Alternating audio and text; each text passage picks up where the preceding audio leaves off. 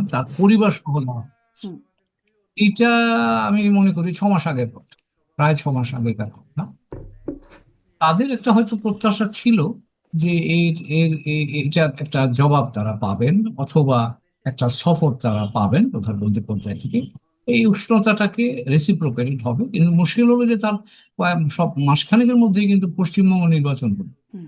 আহ পশ্চিমবঙ্গ নির্বাচনটা হওয়ার পরে আমার ধারণা এই যে পোষণগুলো যেগুলো হচ্ছে, এটা বাংলাদেশের বাতাবরণ, আমি বলবো রাজনৈতিক বলেন সামাজিক বাতাবরণ বলেন, এগুলোকে কিন্তু আমি বলবো খানিকটা মানুষের মধ্যে ভুল বোঝাবুঝি সৃষ্টি করেছে। এবং একটা মেসেজ বাংলাদেশে এসছে, বাংলাদেশের মানুষের মধ্যে, যে ভারত চাপ প্রয়োগ করতে চাচ্ছে, এবং সেটা আহ, পুশিনকে এই ধরনের একটা বিষয় হিসাবে মনে করা যেতে পারে। পশ্চিমবঙ্গ নির্বাচনের সময়তে বাংলাদেশ সম্পর্কে যে ধরনের রাজনৈতিক বক্তব্য দেওয়া হয়েছে, এগুলো আমার কাছে মনে হয় না যে বাংলাদেশের মিডিয়া বলেন বা জনমনে খুব একটা স্বস্তির কারণ হয়েছে। কারণ বাংলাদেশ সম্পর্কে নেতিবাচক কথা বললে খুব স্বাভাবিকভাবেই তো এটা গায়ে লাগতেই পারে।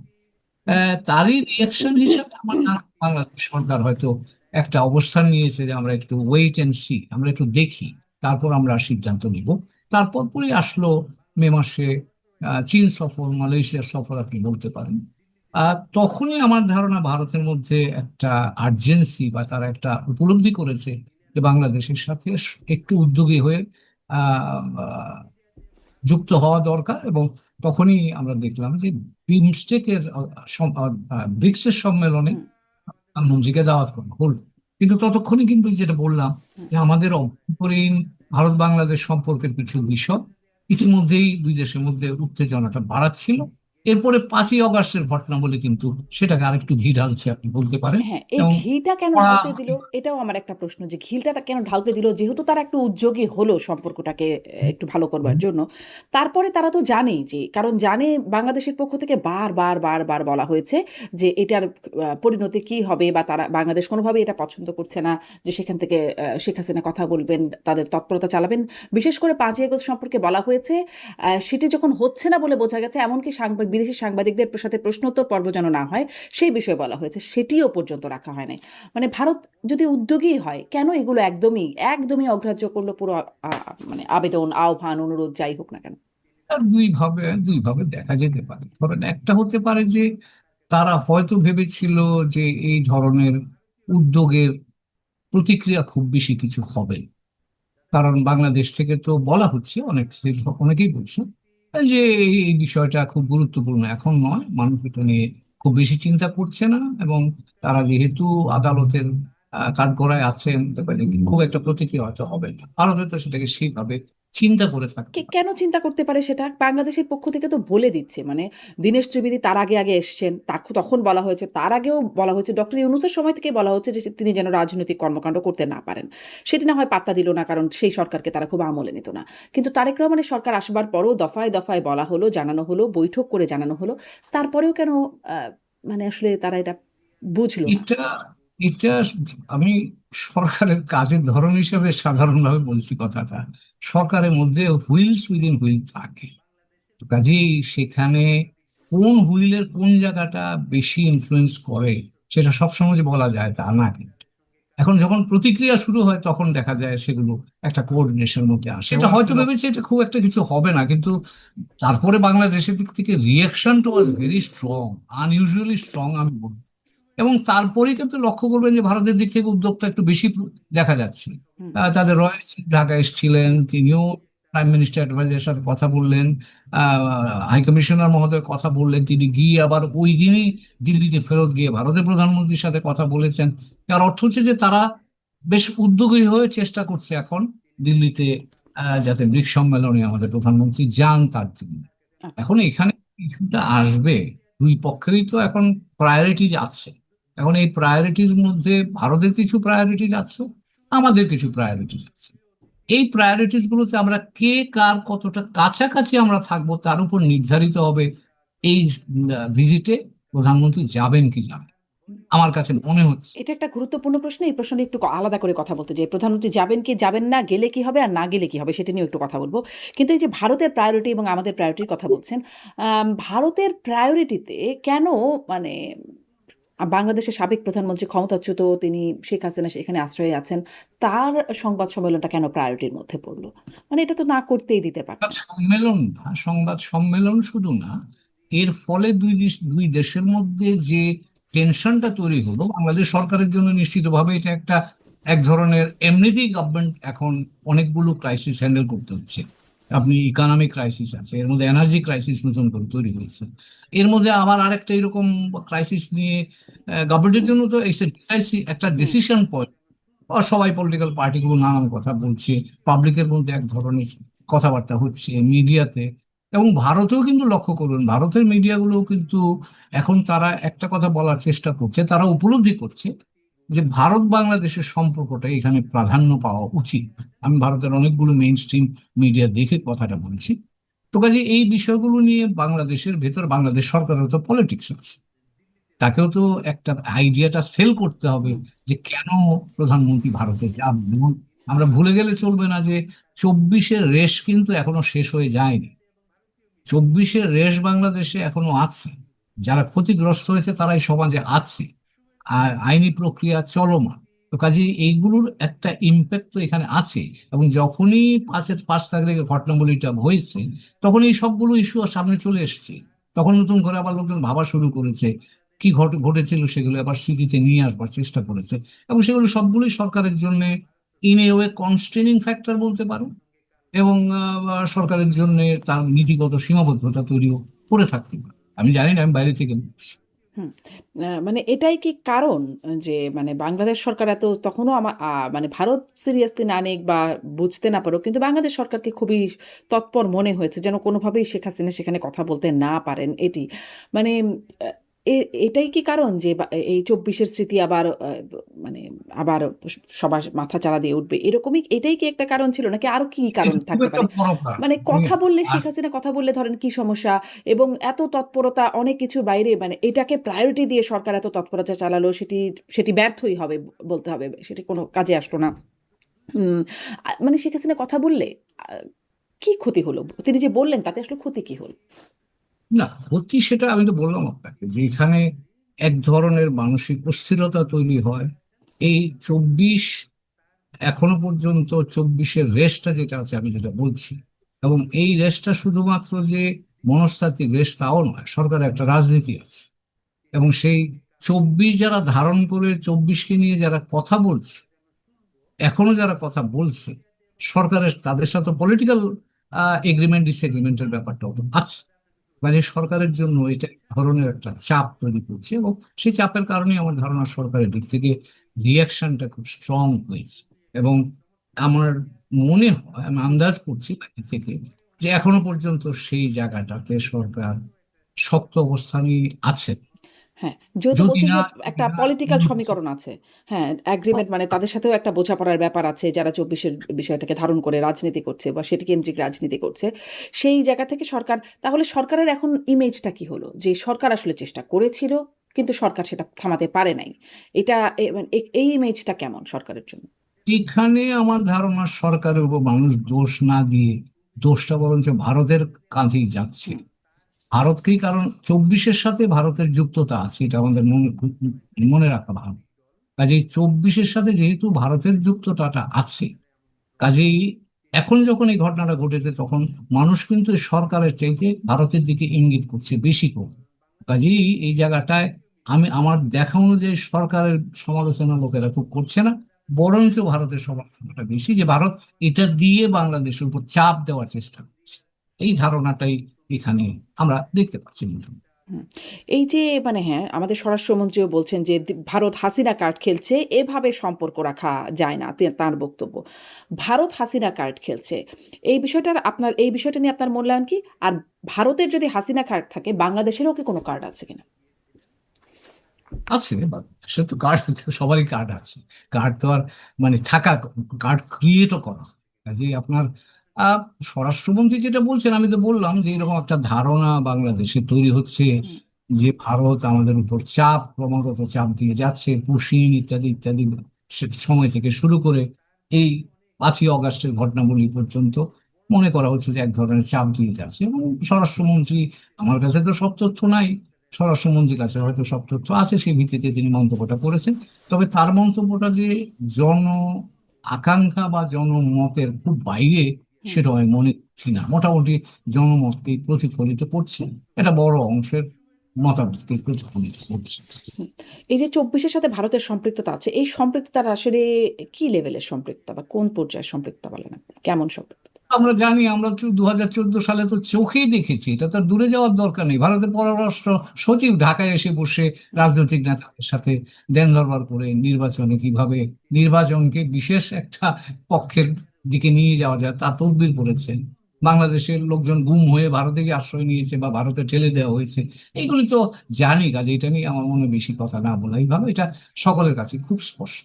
এবং আহ, কিন্তু এই এই যে ধরেন কারণেই গুম হয়ে ভারতে আশ্রয় নিয়েছে বা ভারতে ঠেলে দেওয়া হয়েছে, সেখান থেকেও তো তারা রাজনীতি করতে পেরেছে। না, সবাই করেননি। আপনি, দেয়ার আর পিপল যারা তো ওখানে আহ, হাওয়া হয়ে গিয়েছিল, পরবর্তীতে তারা বাংলাদেশে নিশ্চয়ই ফেরত এরকম এসেছে। অনেকেই আছেন। আমি বলছিলাম স্বরাষ্ট্রমন্ত্রীর কথা, সালাউদ্দিন আহমেদের কথা। সেটা আছে।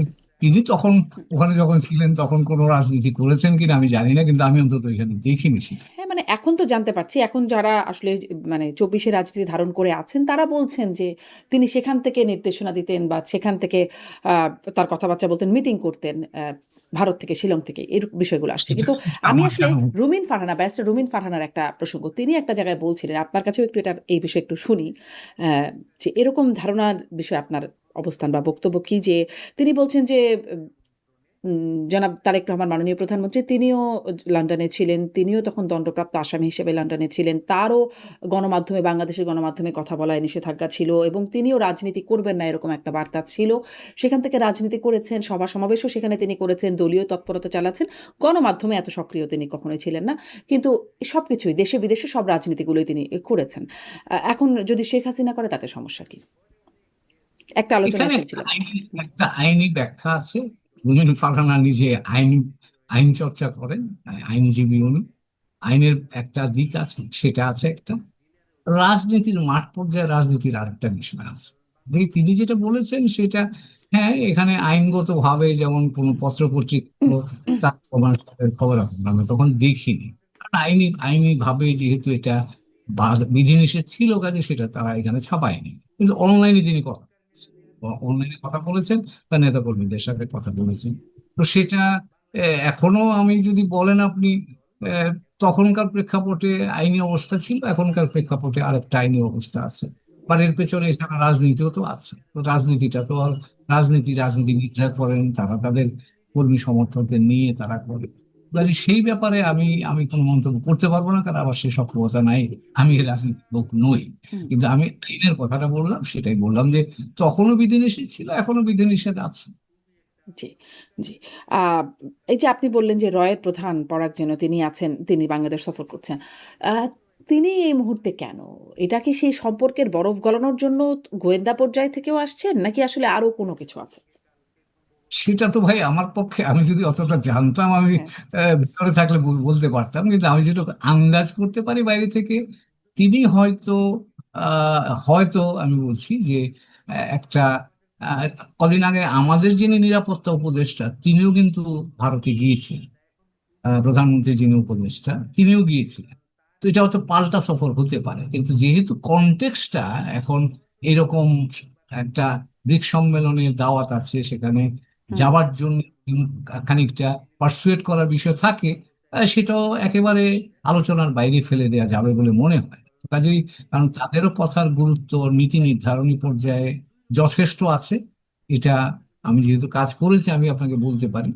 কারণ সেই জায়গায় তিনি প্রধানমন্ত্রীর নিরাপত্তা উপদেষ্টার সাথে কথা বলেছেন, এই কথাটা যে শুধুমাত্র মানে প্লেজেন্ট্রিজ এক্সচেঞ্জ তা মনে করার কোনো কারণ নাই। সেখানে যদি ভারত বাংলাদেশ সম্পর্কের কোনো গুরুত্বপূর্ণ উপাদান থেকে থাকে, মনে করা যেতে পারে সেই উপাদানও এই আলোচনায় উপস্থিত থেকে থাকতো।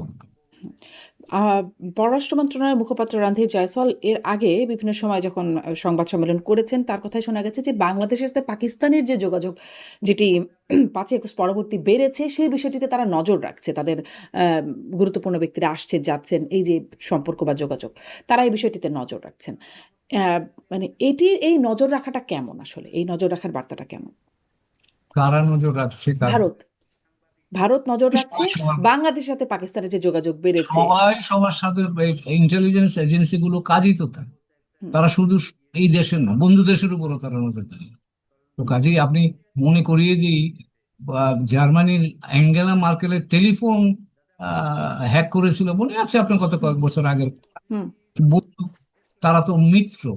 তো সেখানেও তো একটা দেশের চ্যান্সেলরের মোবাইল ফোনে তার বন্ধু রাষ্ট্র তার কথা শুনবার জন্য ওখানে উপস্থিত থেকেছে। তো কাজেই আপনি যার যেখানে স্বার্থ আছে সে তার প্রতি তার নজর থাকবে। সে তার সাথে কি করছে না করছে এটা খোঁজ খবর নেওয়ার চেষ্টা করবে। এটাকে আমি খুব অস্বাভাবিক কোনো হুম। বিষয় বলে মনে করি না। কাজে এটা কিন্তু এই যে মানে ওই অস্বাভাবিক বিষয় বলে মনে করি, মানে যখন ধরেন অ্যাঞ্জেলা মার্কেলের ফোন যখন হ্যাক করছে বা শুনছে গোপনে আড়ি পাতা, সেই বিষয়টি তারা বলে কয়ে করছে না। কিন্তু এখানে আবার বলে দিচ্ছে যে আমরা নজর রাখছি। মানে এই কারণ যে তো যে আমি আমি আমি হ্যাঁ, বলছি যে আমিও কিন্তু সজাগ আছি, তুমি একটু সজাগ, সাবধান থেকো। আচ্ছা। এরকম মানে কিছু একটা থাকবে আচ্ছা। হয়তো। আ আ এই যে আ মাঝখানে আবার এর মধ্যে ভারতের বিষয় নিয়ে কথা বলছি। মার্কিনীদের সাথেও অনেক বিষয় আসলে আছে এবং আমরা আগে একটা কথা শুনতাম, বলতাম যে ভারতের লেন্স দিয়ে যুক্তরাষ্ট্র বাংলাদেশকে দেখে। এখন সেই লেন্স কিরকম হয়েছে যুক্তরাষ্ট্রের জন্য এবং বাংলাদেশের সাথে সম্পর্ক ভারত, কারণ মাঝখানে আরো একটা ঘটনা ঘটলো। দীনেশ ত্রিবেদী যখন আম মানে সার্জিও গোর মার্কিন প্রেসিডেন্ট ট্রাম্পের বিশেষ দূত, দক্ষিণ এশীয় বিশেষ দূত, তিনি যখন বাংলাদেশ সফর করলেন, তার মধ্যে সূচির বাইরে গিয়ে তিনি দীনেশ ত্রিবেদী ভারতের রাষ্ট্রদূতের সাথে সাক্ষাৎ করলেন এবং সেখানে যে কি কথাবার্তা হলো সেটি খুব জানা গেল না। এইটা একটা খুব একটু এক্সেপশনাল ঘটনাই বটে।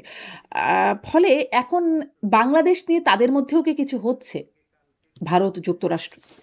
এখানে আমাকে যদি জিজ্ঞেস করেন, আমি যেটুকু পর্যবেক্ষণ করছি বা যেটুকু দেখি বুঝি, তাতে আমার মনে হয় যে ভারত এবং মার্কিন যুক্তরাষ্ট্রের মধ্যে বাংলাদেশ নিয়ে আগেও মতের পার্থক্য ছিল, হুম, এবং সেটা আমরা জানি। 2018 সাল থেকে, 14 সাল থেকে ইনফ্যাক্ট, তখন মার্কিন যুক্তরাষ্ট্রের বাংলাদেশের রাষ্ট্রদূত যিনি ছিলেন, তিনি নির্বাচনটা যাতে অংশগ্রহণমূলক হয় তার জন্য তিনি ইন্ডিয়াতে গিয়ে দেন দরবার করেছেন। কিন্তু তাতে কোনো কাজ হয়নি, কারণ তখন ভারত, মার্কিন যুক্তরাষ্ট্র বাংলাদেশকে প্রায় এক দৃষ্টিতে দেখত। আমার ব্যক্তিগত ধারণা যে 2018 সালের পর থেকে সেইটা দুই দুইজন দুইভাবে দেখার চেষ্টা করেছে, যে কারণে ভারতের সাথে এটা নিয়ে একটা টেনশনও মার্কিন যুক্তরাষ্ট্রে ছিল। 24 সালের পরে আমার মনে হচ্ছে যে মার্কিন যুক্তরাষ্ট্র ইন্ডিপেন্ডেন্টলি বাংলাদেশের সাথে কাজ করতে আগ্রহী। হুম, কিন্তু এই আগ্রহের জায়গাটার সীমাবদ্ধতাটা থাকবে যে বাংলাদেশ মার্কিন যুক্তরাষ্ট্রের বৈশ্বিক বা রিজিওনাল প্রায়োরিটি গুলো যেগুলো আছে সেগুলা কতটা কোথায় অবস্থান করছে তার উপর। তবে সেই জায়গাতে আমার ধারণা এই যে এই যোগাযোগগুলো, সেই বিষয়টাও এর সাথে জড়িয়ে জড়িয়ে থাকতে পারে। তবে এখনো পর্যন্ত মার্কিন যুক্তরাষ্ট্র বাংলাদেশের সাথে ইন্ডিপেন্ডেন্টলি হ্যান্ডেল বা ইন্ডিপেন্ডেন্টলি রিলেশনশিপ রাখতে আগ্রহী বলে আমার মনে হচ্ছে। হুম, যেহেতু বাংলাদেশে একটা ডেমোক্রেটিক ট্রানজিশন হচ্ছে, যেহেতু ভারত বাংলাদেশ সম্পর্কে এক ধরনের টেনশন আছে, মার্কিন যুক্তরাষ্ট্রের আগেও করেছে। আমার এটা আমার ব্যক্তিগত ধারণা, মার্কিন যুক্তরাষ্ট্র দুই পক্ষকে কাছাকাছি নিয়ে আসবার জন্য তারা চেষ্টা করছে, যাতে পরিবেশটা শান্তিপূর্ণ থাকে, আঞ্চলিক নিরাপত্তার বিষয়টা হুম। নির্বিঘ্ন থাকে। কিন্তু এখন সেই কাজ। মানে মার্কিন যুক্তরাষ্ট্রের ইন্ডিপেন্ডেন্ট যোগাযোগ রাখছে বলছেন। ধরেন অভ্যুত্থানের গণ অভ্যুত্থান বাংলাদেশ তখন থেকেই মার্কিন যুক্তরাষ্ট্র বিশেষভাবে আলোচিত এবং সব পক্ষই, মানে অভ্যুত্থানের যতগুলো পক্ষ আছে সব পক্ষই এখানে মার্কিন যুক্তরাষ্ট্রের কথা বলছে। ইদানিং তো ফরহাদ মাজহার উনার বক্তব্যের পরে আরো বেশি আলোচনা হচ্ছে। যুক্তরাষ্ট্রও বলেছে তাদের তৎপরতা ছিল এখানে, সেই বিষয়টা তাদেরও বিভিন্ন আ আ এবং খোদ প্রেসিডেন্ট থেকে আসছে এবং যিনি পরাজিত হয়ে গেলেন, মানে পতিত হয়ে গেলেন শেখ হাসিনা, তিনিও বলেছেন। মানে পক্ষগুলোর সব পক্ষ থেকে কোনো না কোনো অংশ থেকে এই আলোচনাটা আছে যে যুক্তরাষ্ট্রের সম্পৃক্ততা এর মধ্যে বা তাকে, পিটার হাসকে রিয়াল হিরো হিসেবে আখ্যায়িত করা। এখন আসলে তারা আ যুক্তরাষ্ট্রের কোনো বিশেষ স্বার্থ এখন এখানে যোগ হয়েছে কিনা, আ বা বিশেষ কোনো চাহিদা যোগ হয়েছে কিনা? এর মধ্যে মার্কিন চুক্তিটাও হয়ে গেল, সেটিও খুব আলোচনা হলো যে এবং সেটিও একরকম ১ম গোপনে, গোপনে হয়ে গেল। পরে এসে প্রকাশ্য হলো যখন আসলে আর কিছু, তার প্রকাশ হওয়ার পরে আর আলোচনা নাই। আম তাদের কোনো বিশেষ স্বার্থ, বিশেষ চাহিদা তৈরি হয়েছে কিনা? মাঝখানে এটাও বলে রাখি, নজিরবিহীনভাবে আমেরিকা ককাস হয়ে গেল পার্লামেন্টে, এই ঘটনাগুলো ঘটলো। কোনো বিশেষ স্বার্থ এটা আছে? বিহীন বলা ঠিক যাবে না, আমাদেরও ককাস আছে মার্কিন যুক্তরাষ্ট্রে, কংগ্রেসে, বাংলাদেশ ককাসে হচ্ছে। কাজে এটা আমরা জানি না বলে আমাদের কাছে মানে নজিরবিহীন। বাংলাদেশে নজিরবিহীন হতে পারে, বাংলাদেশে আগে কখনো দেখি আমরা নাই। বাংলাদেশে আগে হয়নি বলে এখন হবে না হ্যাঁ। সেটা কোনো কথা না, এই ধরনের ককাস হতে পারে। আপনি যেটা বলছেন যে মার্কিন যুক্তরাষ্ট্র তো প্রকাশ্যেই ভিসা বিধিনিষেধ আরোপ করেছে বাংলাদেশে, মনে আছে সেটা? হুম। কাজে মার্কিন যুক্তরাষ্ট্র বাংলাদেশে তাদের অবস্থান কি, একটা গণতান্ত্রিক প্রক্রিয়ার জন্য তাদের অবস্থান কি, তারা প্রকাশ্যে এগুলি বলেছে, নীতিগত অবস্থান তারা ঘোষণা করেছে। এখন যদি আপনি বলেন সেটা বাংলাদেশে এখন এই পার্টিকুলারলি যেটাকে বলে এগ্রিমেন্ট অন রেসিপ্রোকাল টেরিফ, হুম। এটা ফেব্রুয়ারিতে হলো, তারপরে একটা তারা আমার ধারণা বিশেষভাবে আগ্রহী বাংলাদেশে অর্থনৈতিকভাবে তাদের অবস্থানকে সুদৃঢ় করার জন্য, কারণ তার ভিত্তিতে হচ্ছে ওই এগ্রিমেন্ট অন রেসিপ্রোকাল টেরিফ, সেটা নিয়ে তারা আগ্রহী। বাংলাদেশে সামরিক বিষয়গুলো নিয়ে তারা আগ্রহী, কারণ বাংলাদেশ তো সেই শেখ হাসিনার আমল থেকেই ডাইভার্সিফিকেশন অফ প্রকিউরমেন্ট, এটা তো অনেকদিন ধরে আলোচনা, বোধহয় 1 দশকের উপর ধরে আছে। হুম। তো তাই সেই সুযোগটা তারা কেন নেবে না? বাংলাদেশ চীনের উপর ডিপেন্ডেন্ট ছিল, এখন অন্যদিকে ডাইভার্সিফাই করছে, তুরস্কে যাচ্ছে, পাকিস্তানের সাথে কথাবার্তা হচ্ছে, ভারতের কাছ থেকেও কিছু আমরা নিয়েছি। তো এখন মার্কিন যুক্তরাষ্ট্র চিন্তা করছে যে আমিও সেটা জায়গায় যাই না। প্লাস তাদের যে বৈশ্বিক প্রায়োরিটিটা আছে, চীনের সাথে তাদের যে প্রতিদ্বন্দ্বিতা, সেখানেও আমরা কিন্তু উপস্থিত। আমরা তাদের পক্ষে আছি কিনা সেটা বলছি না, আমরা উপস্থিত আছি। এবং সেই ক্ষেত্রে তারা যদি বাংলাদেশের কাছে পায়, তাহলে তারা সেই চেষ্টা করবে। এবং সেটা প্রেসিডেন্ট ট্রাম্প যে বা অভিনন্দন বাণী পাঠিয়েছেন প্রধানমন্ত্রীকে, তার প্রথম ইস্যুটা হচ্ছে ইন্ডো প্যাসিফিক স্ট্র্যাটেজি। তারা ইন্ডো প্যাসিফিক দিয়ে দেখে বাংলাদেশ। আমি যদি বাংলাদেশকে মনে করি যে বাংলাদেশ মার্কিন যুক্তরাষ্ট্র আমরা বাইল্যাটারাল দেখছি, তা কিন্তু পুরো চেহারাটা আসবে না, এটা 2-3টা ফিল্টার হয়ে আসে। তো ফিল্টার গুলো, সে বড় ফিল্টারটা হচ্ছে ইন্ডো প্যাসিফিক। এবার ইন্ডো প্যাসিফিকে China is an important factor. এখন চায়নার সাথে আমাদের সম্পর্ক কি, সেটাও কিন্তু মার্কিন আগ্রহের ব্যাপার, একইভাবে ভারতেরও আগ্রহ। কাজে এই সবগুলো বিষয়কে মাথায় রাখলে আমরা বুঝতে পারবো যে মার্কিন যুক্তরাষ্ট্রের আগ্রহের জায়গাটা কোথায়, এবং সেক্ষেত্রে আমরা সিদ্ধান্ত নেব আমরা কতটা যাব কি যাব না, এই অথবা কার সিদ্ধান্তটা সাথে। কি ইন্ডিপেন্ডেন্টলি নেওয়া যাচ্ছে? মানে সিদ্ধান্তের উপরে চাপ কিরকম? ধরেন প্রফেসর আনু মোহাম্মদ তিনি বলছেন যে প্রধানমন্ত্রী, আমাদের দেশের নির্বাচিত প্রধানমন্ত্রী তারেক রহমান আর দেশ চালাবে মানে ট্রাম্প প্রশাসন এই মার্কিন চুক্তিকে কেন্দ্র করে। তার এটা একটু বেশ কদিন আগের কথা। বা ধরেন এতদিন আমরা শুনেছি আমরা ভারতের দাসে পরিণত হয়েছিলাম। এখন অনেকে বলছেন আমরা মার্কিন বলয়ে ঢুকে যাচ্ছি বা দাসত্ব তৈরি হচ্ছে, সেখানে আবার নতুন কিছু, মানে এইজন্যই জিজ্ঞাসা করছি। ইন্ডিপেন্ডেন্ট কি আমরা সিদ্ধান্ত নিতে পারছি আসলে? আমরা নিশ্চয়ই পারি, আমরা নিতে পারি। এবং তারা যেটা বলছে বাংলাদেশ ফার্স্ট, তার মূল সুরটাই তো হচ্ছে যে আমার স্বার্থের আলোকে যার সাথে যেই ধরনের সম্পর্কের প্রয়োজন, আমি সেই সম্পর্ক বজায় রাখবো। তো এখানে ধরেন এখন আমার মার্কিন যুক্তরাষ্ট্র, আমার এখন এনার্জি ক্রাইসিস, মার্কিন যুক্তরাষ্ট্র এখন আপনাকে এলএনজি দিচ্ছে, কথার কথা আমি বলছি, কাতার থেকে তো আর আনতে পারছি না, এখন সেখানে বন্ধ, গালফ ওয়ারের কারণে সেটা বন্ধ। তো মার্কিন যুক্তরাষ্ট্র আমাকে এনার্জি দিলে তার সাথে আমার কোলাবোরেশন তো অটোমেটিক্যালি ডেভেলপ করছে। তো কাজেই অনেকগুলো জায়গা আছে যেখানে আমাদের প্রয়োজনের নিরিখে যদি আমি সেটা করি, সেটাকে আপনি ব্যাখ্যা করতে পারেন যে এটা চাপ, আবার ব্যাখ্যা করতে পারেন আমার প্রয়োজন, এবং সেটা যার যেভাবে ব্যাখ্যা করার প্রয়োজন আছে সেটা। এবং বাংলাদেশে, বাংলাদেশ কেন, আমি ভারতের কথাই বলছি, ভারতের মতো দেশে কিন্তু এখনকার বৈশ্বিক প্রেক্ষাপটে তারা অনেক ক্ষেত্রেই ভালনারেবিলিটি যাদের আছে, আমাদেরও আছে, মার্কিন যুক্তরাষ্ট্র আছে। প্রেসিডেন্ট ট্রাম্প এই যে ইরান যুদ্ধ করছে, হি ইজ অলসো ভালনারেবল আগামী নির্বাচনের প্রেক্ষাপটে, মিড টার্মের জন্য, এবং সেই কারণে চেষ্টা করছেন হরমুজটাকে খোলার জন্য ইরানকে রাজি করানো যায় কিনা। তো কাজেই আপনার এটাকে আপনি চাপ বলতে পারেন, এটাকে আপনি আমার প্রয়োজন বলতে পারেন, যেভাবে ব্যাখ্যা বিভিন্নভাবে করা যাবে। কিন্তু আমরা আমাদের এখনকার প্রেক্ষাপটে অর্থনীতিটাকে চাঙ্গা করা দরকার, আমার বিনিয়োগ দরকার আমার এখানে, এবং সেটা কিভাবে যেভাবে আমি পাবো, যাদের কাছ থেকে পাবো, সে তাদের সাথে আমাকে কাজ করতে হবে। এবং হ্যাঁ, আপনি যদি বলেন আমি আমার সক্ষমতা অনুযায়ী আমি হয়তো যদি দক্ষতায় এটাকে রূপান্তরিত করতে পারি, এটা ভালো। কিন্তু আমরা তো সব জায়গায় সক্ষম নই, এটা আমাদেরকে মানতে হবে। হুম। আম ফলে ওভাবে বলবার কোনো সুযোগ নাই, যেভাবে আসলে প্রফেসর আনু মোহাম্মদরা বলছেন। আপনি কি তাই মনে এটা ওনার করেন? ব্যক্তিগত মত হতে পারে, অনেকেরই তার ব্যক্তিগত, সেটা সেই মতকে আমরা সম্মান করি, কিন্তু সেটাই যে বাস্তবতা, কারণ পলিটিক্স এন্ড পলিসি দুইটা জিনিস আলাদা। পলিটিক্সে আপনি আপনি যখন বলবেন আপনি যে কোনো কথাই বলতে পারেন, কারণ এটার কোনো দায় দায়িত্ব আপনার না। কিন্তু আপনি যখন পলিসি করবেন তখন আপনাকে রেসপন্সিবিলিটি নিতে হবে। তো কাজেই পলিটিক্স যে কোনো স্পেকট্রামে যে কোনো জায়গায় থাকতে পারে, পলিসি যখন করবে তখন আপনাকে বাই ডেফিনেশন আপনাকে মাঝামাঝি এসে যেতেই হবে। সেই সেই জন্যই এখন পলিসি প্রায়োরিটি যখন আসে তখন আপনাকে আপনার প্রয়োজন যেটা, যার সাথে গিয়ে যা আপনার প্রয়োজন মেটানো যাবে তার সাথে আপনার কাজ করতে হবে। হয়তো পছন্দ হতে পারে আর পছন্দ নাও। আবারও একটু আসি ভারত বাংলাদেশের সেই জায়গায় আপনি বলছিলেন যে সামনে ব্রিক্স সম্মেলনে যে আমন্ত্রণ জানানো, সেখানে ইতোমধ্যে কিছু কথা চাউর হয়েছে গুঞ্জন যে আমাদের দেশের প্রধানমন্ত্রী তারেক রহমান তিনি যাবেন না সেই সফরে। মানে এটারই একটা রিঅ্যাকশন, যে কড়া প্রতিবাদ তারই একটা রিঅ্যাকশন। যদিও সরকারের পক্ষ থেকে এরকম কোনো স্পষ্ট করে জানানো হয় নাই যে তিনি যাবেন নাকি যাবেন না, কিছুই জানানো হয় নাই। আপনি মানে এটাও আপনার কাছে প্রশ্ন যে তিনি গেলে কি হবে, না গেলে কি হবে বা কোনটা উচিত হবে? এটা কঠিন প্রশ্ন করলেন আমার। এই সিদ্ধান্তের উপর আমার কোনোই আমি যোগাযোগ নাই সেই প্রেক্ষাপট থেকে বলি। আমি যেহেতু কূটনীতির মানুষ, আমাকে এই জগতে অনেকদিন বিচরণ সুযোগ হয়েছিল, আমি মনে করি যে ধরেন যদি আমার কোনো চ্যালেঞ্জ থাকে, আমার যদি কোনো বিষয় থাকে যে বিষয়ে আমার বক্তব্যটাকে বলিষ্ঠভাবে উপস্থাপন করা দরকার, তাহলে সর্বোচ্চ রাজনৈতিক পর্যায়ের যোগাযোগ বা আলোচনা কোনো বিকল্প নাই।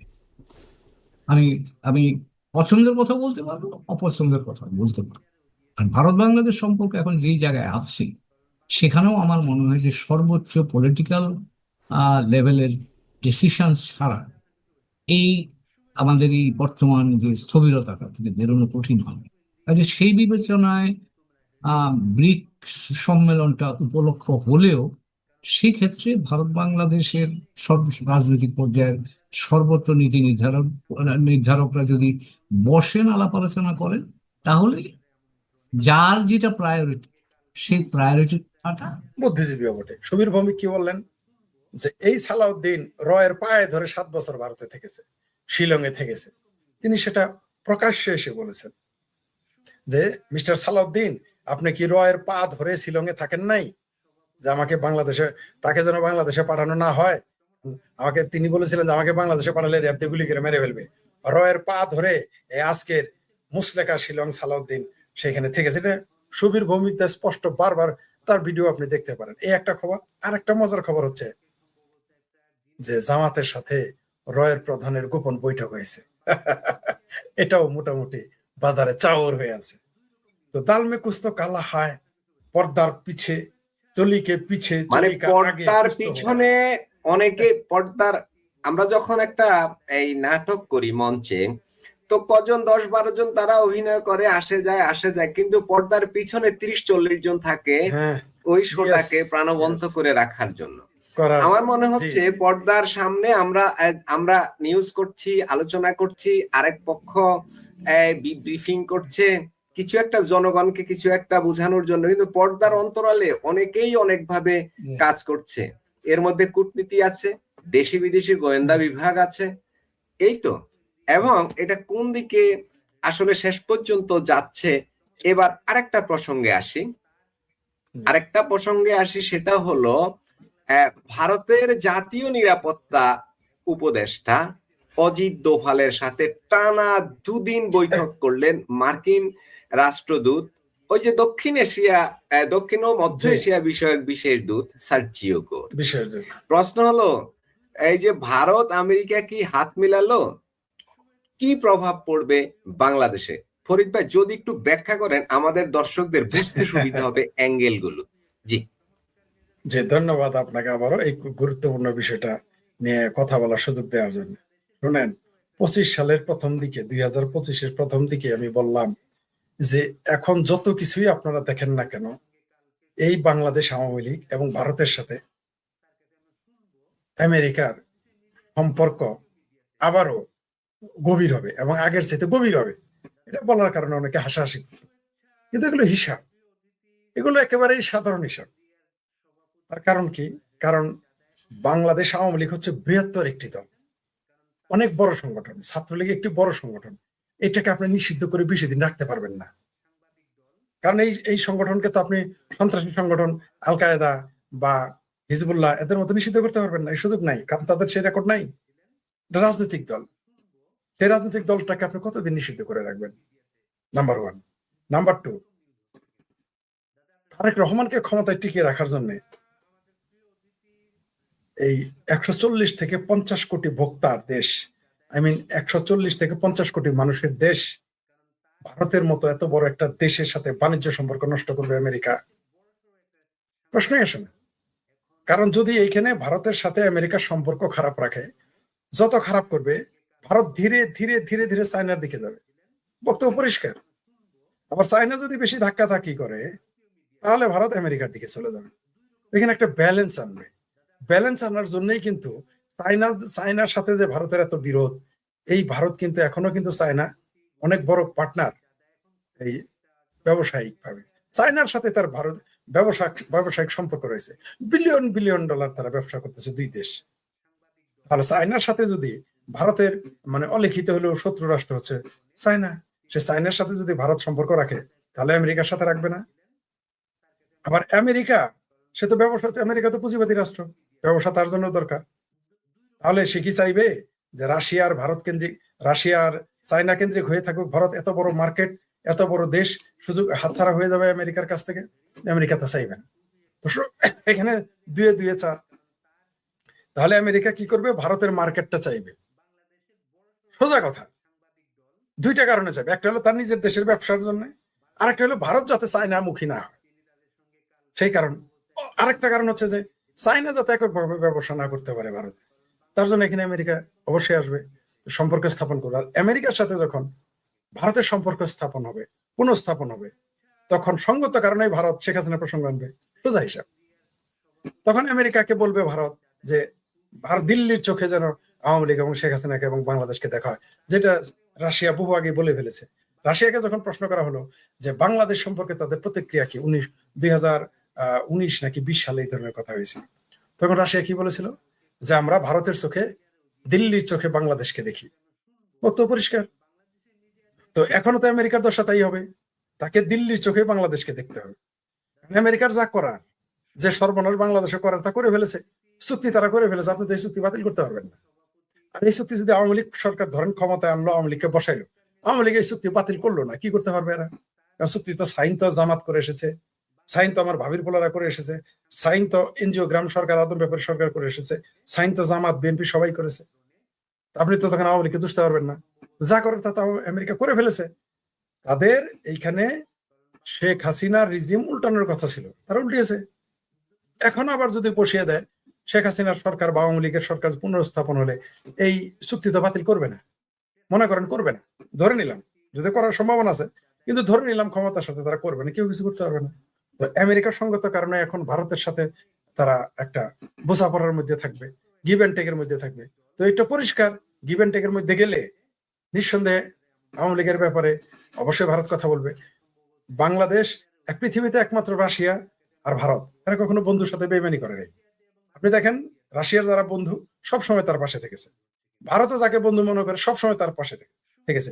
এই যে রাশিয়ার ব্যাপারে ভারতকে এত প্রেশার দিল আমেরিকা, কত রকম প্রেশার দিল, শেষ মুহূর্তে তেলচোরা পার্টি লাগাই দিল, যখন কোনো আন্দোলন কোলাইলো না, যখন অখিলেশ যাদব, তৃণমূল, তারপর কংগ্রেস এদের দিয়ে কিছুই করতে পারলো না, পাঞ্জাবের কৃষকদের দিয়ে আন্দোলন করে কাজ করাইতে পারলো না, মুসলমানদের দিয়ে কিছু করাইতে পারলো না, তারপরে তেলচোরা পার্টি নামাই দিল কয়েকদিন আগে, তাও কাজ হইল না, বুমেরাং হয়ে গেল। এখন কি করবে? তাদের আলোচনার মাঝখানে আসতেই হবে। তখন সঙ্গত কারণেই বাংলাদেশ নিয়ে কথা উঠবে। আর ভারত যেহেতু পরীক্ষিত বন্ধু, বাংলাদেশেরও পরীক্ষিত বন্ধু, আওয়ামী লীগেরও পরীক্ষিত বন্ধু, তো সঙ্গত কারণেই বোঝাই যাচ্ছে তার স্বার্থে কাজ করবে। যেমন রাশিয়া ভারতের পক্ষে কাজ করেছে, ভারত ও রাশিয়ার পক্ষে এত চাপ দেওয়ার পরেও রাশিয়ার বিরুদ্ধে টু শব্দটি, একটা বাক্য তারা কোনোদিন ব্যবহার করে না আজ পর্যন্ত। অনেক ঝুঁকি নিয়েছে, কিন্তু শেখ হাসিনার ব্যাপারে, শেখ হাসিনাকে আশ্রয় দেওয়ার কারণে, তাকে অতিথি হিসেবে রাখার কারণে বাংলাদেশ থেকে যেই ধরনের বাজে কথা ভারতের সম্পর্কে, ভারত সরকারের সম্পর্কে বলা হয়েছে, তারপরে ভারত চুপ, কারণ তারা বন্ধুকে রক্ষার্থে যা করতে হয় তারা তা করবে এবং করতেছে, যেমন রাশিয়া করে। তো এখন ভারত বাংলাদেশ প্রসঙ্গে আমেরিকাকে একটা সমঝোতার মধ্যে আসবে। সেটা অনেক কিছুই করতে পারে। সেটা হতে পারে আওয়ামী লীগের উপর নিষিদ্ধতা তুলে নেওয়া, শেখ হাসিনাকে গতানুগতিক রাজনীতি করতে দেওয়া, অথবা সরাসরি আন্দোলন, আবার নতুন কোন আন্দোলন, নতুন কোন জেনজি আন্দোলনও ঘটে যেতে পারে, অথবা বাংলাদেশে এই মুহূর্তে একটা স্যাবোটাজ ঘটিয়ে সামরিক সরকার এনে আবার একটা মধ্যবর্তী নির্বাচন আসতে পারে, বহুবিধ কিছু করতে পারে, আমরা এখনো জানি না। ওই যে বললেন যে সার্জিও গোর আসার পরেই তারপরে দেখলাম রয়ের প্রধান আসলো, রয়ের প্রধান আসা এটা কিন্তু চারটিখানি ব্যাপার না। এবং তারপরেই দেখলাম যে এই যে জঙ্গি টঙ্গি ধরা শুরু করে দিয়েছে, শুনলাম আলোচনা শুরু করেছে, বাংলাদেশে জঙ্গিবাদ আছে, জি, এগুলো আলোচনা ফরিদ হচ্ছে। ভাই একটু আরেকটা ইনফরমেশন দেই। আপনার কাছে অবশ্যই ব্যাপারে ইনফরমেশন আছে, আমি যা স্মরণ করিয়ে দিচ্ছি সেটা হলো জি, মার্কিন মার্কিন দূত সার্জিও গোর এবং অজিত দোভালের মধ্যে যে বিষয়গুলো নিয়ে কথা, তার মধ্যে একটা অন্যতম বিষয় ছিল দক্ষিণ এশিয়ার নিরাপত্তা ইস্যু। দক্ষিণ এশিয়ার নিরাপত্তা ইস্যুতে আমেরিকা এবং ভারত এক এক পরস্পর হাত মিলিয়েছে, অনেকটা তারা একমত হয়ে গেছে যে এই অঞ্চলের নিরাপত্তা ইস্যুটা তারা দেখবে মানে ভারত দেখবে।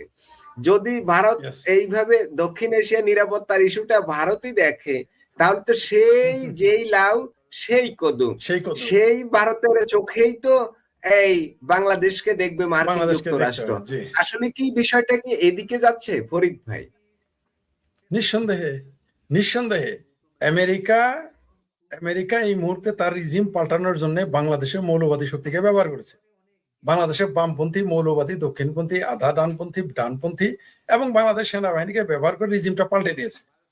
কারণ যেহেতু বাংলাদেশ আওয়ামী লীগের সরকার, আওয়ামী লীগ সরকার কথা শুনে নাই, তার সাথে বুঝাই দিল যে আমার কত শক্তি দেখো, তার কাজ তো শেষ। এখন আমেরিকা তো ভালোভাবে বুঝতে পেরেছে যে তারেক রহমানকে, জামাতকে ক্ষমতায় বসালে এই উপমহাদেশে মৌলবাদ বেড়ে যাবে, এবং অলরেডি বেড়ে গেছে। তার সিমটম আপনি দেখতে পাচ্ছেন যে আমাদের সেনা প্রধান দাঁড়িয়ে রাখলো, তারপরে ওইখানে চার চার ব্যাটালিয়নের নাম রাখলো স্যার খলিফার নামে, এমনকি এখন নারী কোম্পানি, 4 ব্যাটালিয়নে 4 কোম্পানি, এরপর নারী কোম্পানি আর্মিতে আসবে, সেখানে আয়সা আবার নাম কি রাখবে, কি খাদিজা। মাদ্রাসা প্রতিষ্ঠা করলো সেনাপ্রধান, ওই এরকমও তো দিকে শোনা যাচ্ছে, জি, গেছে। ওই দিকে যাচ্ছে। এবং এটা করতে করতে কোন দিকে চলে গেল, 1 মাস না যেতে ইসলামী ইনস্টিটিউট খুলে ফেললো সেনাবাহিনী। আমরা এর আগে সেনাবাহিনীকে দেখলাম ব্যাংকের ব্যবসা করতে, সুদের ব্যবসা করতে, এখন ইনস্টিটিউট করতেছে, ইসলামিক ইনস্টিটিউট, জামাতের মতো। সিমটমটা দেখেন, ঠিক জামাতের মতো বদামি শুরু করেছে বাংলাদেশের সেনাবাহিনী। এবং এরা দেখবেন কয়েকদিন পরে আস্তে আস্তে আবার ফতোয়া দেওয়া শুরু করেছে সেনাপ্রধান যে বেদাত কই আছে আর নাচ, বেদাত খুঁজতেছে। বাংলাদেশ সেনাবাহিনীর কাজ কি আর খুঁজতে আসছে বেদাত? মানে এই দেশে লামা জাহাবি, ওই যে কিছু আহলে খবিশি কম পড়ে গেছে, তো এখন সেনা প্রধানকেও আহলে খবিশ হইতে হবে, হয়ে তাকে বেদাত খুঁজতে হবে। সে এখন বেদাত খুঁজতে নেমে গেছে, কাম না থাকলে কই বাজে। এদেশের সেনাবাহিনী তো কোনো কাম নাই, কু করা ছাড়া। আর হইলো আপনার এখন তো কু করাও যাচ্ছে না, ডাইরেক্ট ইনডাইরেক্ট করে। তা এখন কি করবে, কোনো কাম তো নাই, যুদ্ধ তো পৃথিবীতে কোনো দেশের সাথে করে নাই, করবেও না। তো কি করবে তারা? তারা এখন ওই বেদাত খুঁজতেছে, তারা এখন ইসলামিক ইনস্টিটিউট খুলতেছে। তো এটার সিমটমটা কি? তুরস্কের দিকে ঝুঁকে গেছে, কারণ তুরস্ককে কিন্তু আমেরিকা বিশ্বাস করে না, পাকিস্তানকেও কিন্তু বিশ্বাস করে না, কারণ তাদের কাছে এদেরকে তারা ব্যবহার করে, কিন্তু ভেতরে ভেতরে না তুরস্ককে বিশ্বাস করে, না পাকিস্তানকে আমেরিকা বিশ্বাস করে। প্রশ্নই আসে না, যতটুকু ব্যবহার করা যায় ব্যবহার করে নিচ্ছে, এছাড়া আর কিছু বিশ্বাস একটু মোটেও করে না। তো এই বাংলাদেশে যে ফরিদ মৌলবাদ ভাই যেভাবে এখন একটা প্রতিষ্ঠিত, কনফিউশন আছে এই আলোচনার ভিতরেই, এই আপনার এই আলোচনার ভিতর থেকে একটা কনফিউশন আছে আমার। সেটা হলো আমাদের এই যে সরকার, আমাদের সরকার প্রধান, আমাদের মাননীয় প্রধানমন্ত্রী, তিনি মালয়েশিয়া হয়ে চায়না সফর করলেন। জি, এই বিষয়টাই কি ঝামেলার মূল গোড়া, নাকি এর পিছনে অন্য কিছু আছে? ফরিদ মনে করে দেওয়ার জন্য মনে করে দেওয়ার জন্য ধন্যবাদ। শোনেন, বাংলাদেশের রেকর্ড আছে, যখনই কেউ চাইনাতে যায় তখনই তার সরকারের অবস্থা কেরাসিন হয়ে যায়। এটা আমরা সব সরকারের আমলেই দেখেছি। আপনি খেয়াল করেন, এ পর্যন্ত যত সরকার চাইনাতে গেছে সেই সরকার বিপদে পড়েছে। আমেরিকা যত কিছুই করুক, চাইনা প্রীতি পছন্দ করবে না, এটা পরিষ্কার। সেই জন্য তো এখন দেখবেন এটা কভার করতে চাইতেছে। এতদিন তো বললো ওই যে জামাই খাও খাও, না শাশুড়ি খামো না খামো না, জামাই রাগ করছে। এখন শুনতেছি এখন নাকি দিল্লিতে যাবেন জাতীয় ভাইয়া, মানে প্রধানমন্ত্রী, আপনার মাননীয় প্রধানমন্ত্রী নাকি এইবার যাবে। যাই হোক, শুভবুদ্ধির উদয় হোক, যেতে থাকুক, যেতে হবেই। যা বেচারা ঘাড়ে ধরে যায়, পরে এইবারও যদি নাও যায় পরে বলবে যে আমার নেও না কেন। এই ওই যে জামাই বলে যে খামো না খামো না, পরে দেখবেন যে খাবার সারা বাস। যে অজিত বলে টানা 2 দিনের বৈঠকে মার্কিন রাষ্ট্রদূত। তো এটাকে আপনি কোন দৃষ্টিতে দেখবেন? অবশ্যই আপনাকে বাংলাদেশ, নিশ্চয়ই এখানে প্রধান আলোচনার বিষয় রয়েছে বাংলাদেশ এবং দক্ষিণ এশিয়ার নিরাপত্তা। দিন শেষে আমি বলেছি না আপনাকে যে আওয়ামী লীগ এবং ভারতের সাথে আবার আমেরিকার সম্পর্ক ভালো হবে, মজবুত হবে, আগের চাইতে আরো মজবুত হবে। তখন দেখবেন এই যে ভাবির পোলারা, জামাত, হেফাজত, চামড়া নাইপির কি মিছিল না করা শুরু করে দেখতে পারবেন কয়দিন পরে। এই আমেরিকারে কয়দিন পরে দেখবেন গালিগালাজ শুরু করে দিবে কিছুদিনের মধ্যেই। যখন দেখবেন এই ভাবির পোলাদের খুঁটি থাকবে না। আর আমেরিকা আজ পর্যন্ত যারা বন্ধু বানাইছে তাদের পরিণতি কি হয়েছে ইতিহাস কি বলে। আমেরিকার একটা বন্ধু রাষ্ট্র দেখান তৃতীয় বিশ্বের যাদের পরিণতি ভালো হয়েছে। কিসিঞ্জার কি বলেছিলেন যে যারা আমেরিকার সাথে শত্রুতা করে তারা তো বিপদে পড়বেই, কনফার্ম। আর যারা বন্ধুত্ব করে তারা আরো বেশি কনফার্ম যারা বিপদে পড়বে। ইতিহাস তাই বলে। আপনি যদি 50-60 বছরের ইতিহাস দেখেন, এই সোভিয়েত ইউনিয়নের সাথে কি রাশিয়ার বন্ধুত্ব ছিল না? ছিল। ইরানের সাথে কি আমেরিকার বন্ধুত্ব ছিল না? ছিল। এই খোমেনি আসার আগে ইরানের সাথে সবচেয়ে ভালো সম্পর্ক ছিল। হয়তো এই তথাকথিত ইসলামী বিপ্লব না হলে এতদিন এই ইরান পারমাণবিক শক্তিধর রাষ্ট্র হয়ে যাইতো এবং সেই পারমাণবিক বোমার সকল আয়োজন সম্পন্ন করে দিত আমেরিকা, হয়ে যেত। আপনি দেখেন আফগানিস্তান কি আমেরিকার বন্ধু ছিল না? পাকিস্তান কি আমেরিকার বন্ধু না? সাদ্দাম কি আমেরিকার বন্ধু ছিল না? একটা মাত্র ব্যক্তি ছিল লিবিয়ার গাদ্দাফি ছাড়া, সবই তো আমেরিকার বন্ধু ছিল। দেখেন তো কার পরিণতি ভালো আছে? একটা রাষ্ট্র দেখেন আমার, কারো পরিণতি ভালো হয়নি। তো আজকে যারা আমেরিকার ফাঁদে পা দিয়ে নিজেদের সর্বা, নিজেদের খোদা, আল্লাহ, গড, ভগবান মনে করতেছে বাংলাদেশে, এদের পরিণতি দেখতে পারবেন কি? এরা রাস্তাঘাটে পড়ে থাকবে। এদের এদের এদের কবর দেওয়ার লোক থাকবে না, এদের কাঁধে তুলে নিয়ে কবর দেওয়ার লোক থাকবে না। আজকে যারা বাংলাদেশে আমেরিকার দালালি করেছিল, যে রিজিম যাদের কথা গোলামি করে রিজিম চেঞ্জ করেছে, এই তো এখন তো সব শেষ। আচ্ছা ধরেন আপনার সাথে আমার বিরোধ হলো এই গ্লাসটা নিয়ে, আপনার সাথে আমার শত্রুতা। আমি যদি বলি ঠিক আছে গ্লাস আগে না করছি, এখন আপনাকে দিয়ে দিব, তাহলে তো আপনার সাথে আমার যুদ্ধ শেষ। তাহলে আপনি যাদের যে গোলাম দিয়ে আমার বিরোধিতা করালেন তাদের পরিণতি কি হবে? তাদের পরিণতিটা কি হবে? এখন তাদের পরিণতি তাই হবে, কারণ বাংলাদেশে আওয়ামী লীগের তো বিকল্প নাই। এই বাংলাদেশে আওয়ামী লীগের মতো একটি বড় দল তো নাই। আপনি তার উপরে ভরসা করবেন? জামাত যে 70-77টা আসন পেয়েছে, এটা যে অনুরোধের আসরের, এটা কে না জানে? 7টা আসনই তো তারা পাবে না। এই ফরিদ ভাই, পাবে না। আপনার আলোচনায় একটা কথা তো বললেন, আমি আসলে ওইটা থেকে আরেকটু ইয়ে করার কথা ছিল, আমি ভুলে গেছি। সেটা হলো আমাদের তথ্য উপদেষ্টা, প্রাইম মিনিস্টারের তথ্য উপদেষ্টা ডাক্তার জাহিদুর রহমান, তিনি যে কথাটা বললেন যে শেখ হাসিনা দেশে আসলে তাকে আইনি সহায়তা দেওয়া হবে, তার সর্বোচ্চ নিরাপত্তা দেওয়া হবে, এই কথাগুলো তিনি সাংবাদিক সম্মেলনে বলেছেন। আমার প্রশ্ন হলো, ওই যে যেদিন শেখ হাসিনা ঘোষণা করলেন যে আমি ডিসেম্বরে বাংলাদেশে আমার দেশে ফিরে যাব, দেখি আমাকে কে ঠেকায়, এই কথাটা ঠিক অনেকটা এরকমই ছিল। আমি জানি না সেন্টেন্সটা অনেকটা কথাটা এরকমই ছিল, কথাটা অনেকটা এরকমই ছিল। তখন আমরা অনেককেই বক্তৃতা বিবৃতি দিতে শুনেছি যে আসুন, কোথা দিয়ে ঢুকবেন আসুন। এবং আমি নাম বললাম না, বাংলাদেশের একজন পথিত যশা লেখক এবং বুদ্ধিজীবী, তিনিও এই ধরনের একটা কলাম লিখে ফেলেছিলেন প্রথম আলোতে। তো আসুন আসুন মানে এসে আপনি ফাঁসির দড়ি গলায় ঝুলান, মানে বাংলা সীমান্তের যে দিক দিয়েই ঢুকবেন এপারের ফাঁসির মঞ্চ তৈরি থাকবে, আপনি আসবেন আর সাথে সাথে এখানে ঝুলিয়ে দেওয়া হবে। হ্যাঁ, এই ধরনের কথা তো বলেছিলেন, বলেননি? এখন হঠাৎ করে একেবারে হেড অফিস থেকে, হেড অফিস বলতে আমি প্রাইম মিনিস্টারের অফিস বলি, এর চাইতে তো বড় অফিস আমাদের সরকারের আর নাই না। ওই অফিস থেকে তিনি তথ্য উপদেষ্টা, তিনি ওই অফিসের তথ্য আমাদের জনগণকে দেন সাংবাদিকদের মাধ্যমে। তিনি বললেন তার আইনি সহায়তাও দিবেন, আবার সর্বোচ্চ নিরাপত্তা দেবেন। আইনি সহায়তা কি দিবেন ফরিদ ভাই? আইনি সহায়তা কি দিবেন? ওনার তো সাবেক প্রাইম মিনিস্টারের তো ফাঁসির হুকুম হয়ে গেছে, আর আইনি সুরক্ষা কি? ওনাকে তো শুধু আনবেন আর ঝুলাবেন, এই তো। আইনি সুরক্ষার কথাটা কেন আসছেন? তার মানে কি ঝুলাবে না? ফরিদ শুনেন, গপ্প করবি মিশা কথা গেলি, মিশা কথা না গেলে গপ্প হইলো। তো এই পেতি পাড়া বলেন, জাহেদ বলেন, সালাউদ্দিন সাহেব বলেন, বলছেন না সালাউদ্দিন সাহেব যে দাফন হয়ে গেছে দিল্লিতে আওয়ামী লীগের, এখনই কিন্তু বলা শুরু করেছে যে নিরাপত্তা দেবে, আইনি সহায়তা দেবে। আর কয়দিন পরে কি বলবে জানেন? আমরা তাকে স্বাগত জানাই, এগুলো ভাষা শুরু করবে কয়দিন পরে। এত সস্তা অতনালিয়া কিন্তু দেশে ফরিদ যে ভাই, শেখ হাসিনা আমি চন্দন নন্দী নর্থ ইস্টের নিউজের তিনি কলাম লেখেন এবং অনেক অনুসন্ধানী রিপোর্ট করেন, সত্যতা পাওয়া যায়, অনেক বড় বড় রিপোর্ট করেন তিনি। চন্দন নন্দী একদম নাড়িয়ে দেন। বাংলাদেশে 24-এর ইলেকশনের আগেও বাংলাদেশের সরকার যে পড়ে যাবে এ নিয়ে চন্দন নন্দী কিন্তু অনেক চ্যানেলে কথা বলেছেন। অনেকেই তখন চন্দন নন্দীকে গালাগালিও করেছে যে এই বেটা শুধু গুরুত্ব বাংলাদেশের সরকারের বিরুদ্ধে বলে, মানে শেখ হাসিনা সরকারের বিরুদ্ধে বলে। ঠিক আছে, তার মানে ওই ওই চন্দন নন্দীর অনেক গোয়েন্দা তথ্য তার কাছে থাকে বলে আমি বিশ্বাস করি। উনি বলতে পায়। পারছেন, হ্যাঁ, নইলে বলতে পারতেন তিনি না। বললেন আজকে, ফরিদ ভাই আজকে একটা চ্যানেলে চন্দন নন্দী বললেন যে শেখ হাসিনার যে ট্রায়াল হয়েছে, যে সাজা হয়েছে, এই সাজাগুলো 1 বছরের জন্য মওকুফ হয়ে যেতে পারে। তার মানে এই ধরনের আলোচনা হচ্ছে নাকি, বা স্থগিত আপনার কি মনে স্থগিত হয়? হয়ে যেতে পারে। হ্যাঁ, উনি যেটা বলেছেন নিঃসন্দেহে তিনি তিনি খুবই গুরুত্বপূর্ণ রিপোর্ট লেখেন। এমনকি তার যে বক্তব্য ছিল, আমিও সেই রিপোর্টগুলো দেখতাম।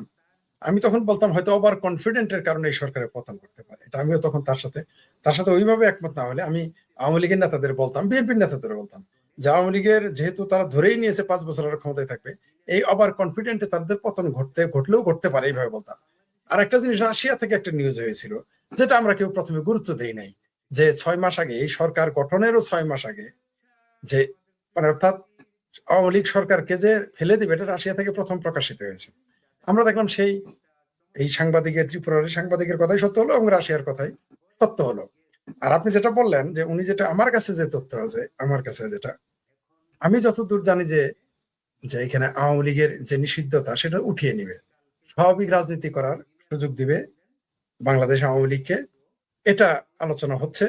আর আপনার শেখ হাসিনার যে জননেত্রী শেখ হাসিনা সহ আর যাদের দণ্ডে দেওয়া হয়েছে, এগুলো হয় রিভিউ করবে, আপিল করার সুযোগ দিবে, অথবা এটা স্থগিত করে দিবে, বাতিল করবে না, আপিল করার সুযোগ দিবে অথবা স্থগিত করে দিবে, এরকম আলোচনা হচ্ছে। কিন্তু আমার মনে হয় মানে বিষয়টা এরকম যে পানি আমি আসতে দিলাম, একটা বাঁধ কেটে দিলাম, একটা একটা ড্রেন কাটলাম, বা একটা যেটা ড্যাম বানাইলাম, পানি যেন আস্তে আস্তে আসে।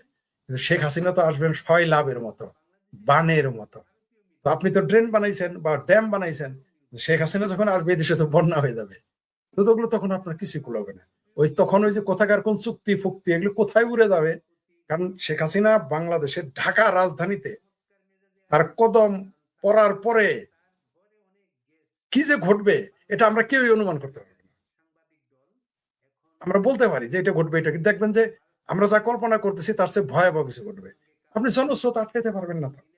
কারণ এই দেশে আপনি দেখেন 12 ঘন্টা বিদ্যুৎ থাকে না, 14 ঘন্টা বিদ্যুৎ থাকে না, মানুষের চাকরি নাই। গত এই 10-11 দিনে হাজার হাজার লোকের চাকরি চলে গেছে। যাদের ছুটি দেওয়া হয় এসে দেখে চাকরি নেই। গার্মেন্টস রপ্তানিতে তলানিতে আসছে আস্তে আস্তে, কোনো 1 পয়সা বিনিয়োগ নাই। এটা আমার ভাবির পোলা, ওই যে পেট ফুলে গেছে না, গন্ডারের মতো আর কি, দুম্বার মতো ঘাড় মোটা হয়েছে, নাহিদ নাকি নাম। তারপর এক একজনের পাশা ফুলে ময়মনসিংহের পাউরুটি হয়ে গেছে। আমার ভাবির পোলা নাহিদ বলছে যে 1 টাকা বিনিয়োগ দেয় না এই দেশের সরকারকে, কেউ পছন্দ করে না। এই কথা আমরা বলেছি বলে আমাদের কি গালাগালি না করলো বিএনপি, জামাত, হেফাজত, এমনকি আমার এই ভাবির পোলারা, এরাও গালাগালি করছে আমাদের। আমরা যখন বললাম এই সরকারের উপরে কেউ বিনিয়োগ করবে না, যেমন ইউনিসের বেলায় করে, হাই রে গালাগালি। এখন থেকে আমার ভাবির পোলারাও ওগুলো বলা শুরু করেছে। তো যেটা বলতে চাই, এইখানে যেহেতু বিনিয়োগ নাই, চাকরি নাই, ব্যবসা নাই, ব্যাংক থেকে কেউ লোন নিচ্ছে না। আপনি টাকা ভাই, আপনি যেভাবে বলছেন মনে হচ্ছে বাংলাদেশটা হ্যাং হয়ে গেছে। মোবাইল বা আমাদের ল্যাপটপ কম্পিউটার যেভাবে হ্যাং হয়, উদাহরণটা বাংলাদেশে হ্যাং হয়ে গেছে যে বিনিয়োগ নাই, উন্নয়ন নাই। জি হ্যাঁ হ্যাঁ, আপনার উদাহরণটা চমৎকার। যে আপনি যদি একটা স্মার্টফোন হিসেবে মোবাইলটা হ্যাং হয়ে গেছে, অর্থাৎ মোবাইলটা ঠিকই আছে, এভরিথিং ইজ ফাইন, কিন্তু মোবাইলটা কাজ করতেছে না, সব দেখা যাচ্ছে খুব ভালো। আপনি একটা আইফোন রেখেছেন, আপনার আইফোনটা হ্যাং হয়ে গেল, বিষয়টা এরকম। বা আপনি একটা অন্য ফোন রেখেছেন, হ্যাং হয়ে গেছে। আসলে আপনার উদাহরণটা চমৎকার হয়ে গেছে। কিন্তু এটা আমরা যদি পলিটিক্যাল ভাষায় বলি, রাষ্ট্রবিজ্ঞান হয়তো কলাপস হয়ে গেছে, স্থবির হয়ে গেছে, একবারে থেমে গেছে। আপনি দেখেন এটা কি ফরিদ ভাই, এটা কি আমাদের কূটনৈতিক দুর্বলতার কারণে, নাকি এমনিতেই, বা কারা কলকাঠি নাড়ছে যেন এখানে তোমরা বিনিয়োগ করো না, এখানে এই সমস্যা সেই সমস্যা, বা এরকম কিছু যে ভিতরে পিছনে অনেকেই কলকাঠি নাড়ছে, এসব কারণেই বিনিয়োগটা আসছে না আমাদের এখানে, উন্নয়ন হচ্ছে? আমি তা মনে করি না। আমিও যদি আমাকে সরকারে রাখা হয়, যদি বিনিয়োগ বন্ধ থাকে, আমি মনে করব সরকারের দোষ। আমিও যদি সরকারে থাকি, কারণ আপনি যদি আইন শৃঙ্খলা ঠিক রাখেন, আপনি যদি ব্যবসায়িকদের জন্য মানে একটা স্বাভাবিক পরিবেশ রাখেন, দেশে যদি চাঁদাবাজি না থাকে, আপনার বিনিয়োগ ফেরত পাবেন এই নিশ্চয়তা থাকে, তাহলে কেন বিনিয়োগ আসবে না? বিনিয়োগের ধর্ম তো বিনিয়োগ আসবেই। যার টাকা আছে, যেমন আপনি দেখবেন আমাকে তো কেউ সুদে টাকা দিবে না। আমি একবার 15 লক্ষ টাকা নিতে গিয়েছিলাম, বাবা রে বাবা, 1 বছর দৌড়াইতে হয়েছে। কত রকম মর্টগেজ দিয়ে যে নিতে হয়েছে কল্পনা করতে পারবেন না। কেন দেয় নাই? কারণ জানে ফরিদের কাছে যে টাকা দেবে, টাকা রিটার্ন আসবে কিভাবে? যতই আপনি জমি বন্ধক দেন, যতই আপনি অন্য কোনো অস্থাবর সম্পদ বন্ধক দেন, স্থাবর সম্পত্তি বন্ধক দেন, বা আপনার যানবাহন বন্ধক দেন, বা ফ্ল্যাট বন্ধক দেন, গাড়ি বন্ধক দেন, কিন্তু আপনাকে যে খুঁজেই যদি পাওয়া যায়, টাকা পয়সা কোথায় পাবে? তো বিনিয়োগে সে রিটার্নের নিশ্চয়তা পায় নাই। কিন্তু সুদখোরেরা মানে কিন্তু গোপনে খেলাপি গোপনে হয়ে দিয়ে, যাওয়ার সম্ভাবনা, ঝুঁকি থাকে। হ্যাঁ হ্যাঁ হ্যাঁ, তো এই মানুষটাকে তো কেউ টাকা দিবে না। আমি আপনাকে বলি, আমি যদি এখন 10 কোটি টাকার সম্পত্তি বন্ধক রাখি, আপনি নিশ্চিত থাকেন কোনো ব্যাংকও আমাকে টাকা দিবে না, ব্যক্তিও আমাকে টাকা দিবে না। কেন দিবে না? কারণ জানে যে আমার জীবনটা অনিশ্চিত। কিন্তু আমি যখন স্বাভাবিকভাবে দেশে থাকতে পারবো, আত্মগোপনে থাকতে হবে না, তখন কিন্তু আমি 2 কোটি টাকা মর্টগেজ দিয়ে 5 কোটি টাকার লোন আমি পাবো। কারণ ব্যাংক তখন দেখবে যে এই লোকটা দেওয়া যায়, অন্তত টাকাটা খুঁজে পাওয়া যাবে। তো এই দেশের অবস্থা তাই। এখানে কোনো সন্দেহ নাই, কোনো দেশ ষড়যন্ত্র করতে পারে, কিন্তু এটা কোনো কাজ করবে না। বিনিয়োগের ধর্ম কি? পানির ধর্ম কি? সে নিচে নামবে। আপনি ড্রেন খুঁড়ে দেন, ড্রেন কেটে দেন, পানি চলে আসবে। অর্থাৎ আপনি বিনিয়োগের পরিবেশ সৃষ্টি করলে আপনাকে আশিক ফাশিক চৌধুরীদের ডাকতে হবে না। আমি শেখ ফরিদ বললাম যে আমার মতো শেখ ফরিদ হাজার হাজার কোটি টাকা বিনিয়োগ আনার মতো যোগ্যতা ক্ষমতা এখন রাখি। ফরিদ কিন্তু ভাই, সবাই কি তাহলে বলে? আপনাকে একটু থামাতে হয়। চায়না তো আমাদের এখানে বিনিয়োগ করতে চেয়েছে, যেমন তিস্তা করতে চেয়েছে, হ্যাঁ, আমাদের মংলায় করতে চেয়েছে, আমাদের এই দিক করবে দিয়ে না, করবে না বিনিয়োগ। অনেক আচ্ছা বিনিয়োগ তো আচ্ছা, করতে চেয়েছিল, শোনেন তো, কিন্তু এটার একটা হচ্ছে উদাহরণ, না কেন? এইটার একটা উদাহরণ দেই। আমার একজন খুব ঘনিষ্ঠ লোক ছিলেন, তখন টাকা হলার দরকার পড়তো, আমারে পাঠাইতো, বলতো যে ফরিদ তুমি একটু যাও, ওকে কিছু টাকা হলাত এনে দাও, আমার 50,000 টাকা হলাত এনে দাও। আমি বললাম আপনি জান না কেন? কয় আমারে দিবে না। আমি বললাম আপনারই লোক, আপনারে দিবে না, আমারে দিবে কেন? কয় আমার কথা তো ঠিক নাই, আমার সাথে খাতি বুঝেন, মানে মানে আমি আপনার বন্ধুর কাছ থেকে টাকা এনে আপনারে দেই। তখন আপনার বন্ধু জিজ্ঞেস করে ফরিদের কি টাকা দেওয়া যাবে? না, ছেলেটা ভালো, দিয়েন দিয়েন, আমি নিয়ে কিন্তু আপনারই দিতেছি। বিষয়টা এরকম। তো চীন যত খাতিরি থাকে, চীন তো জানে বাংলাদেশ দেউলিয়া হতে যাচ্ছে। যে রুগী মারা যাইতেছে সেই রুগীর সব ডাক্তার তো ওষুধ দেয় না, কবিরাজের কাছে পাঠায় দেয়। কি বলে? ভালো মন্দ খাওয়ান, ডাক্তার কি ওষুধ দেয়? যে রুগী যার ক্যান্সার হয়েছে, সেটা 4th লেভেল, লিভার, কারো যদি লিভার সিরোসিস হয় বা ক্যান্সার হয়, সেটা যদি 3rd লেভেল পার হয়ে যায়, রোগী ডাক্তার তার ওষুধ দেয়।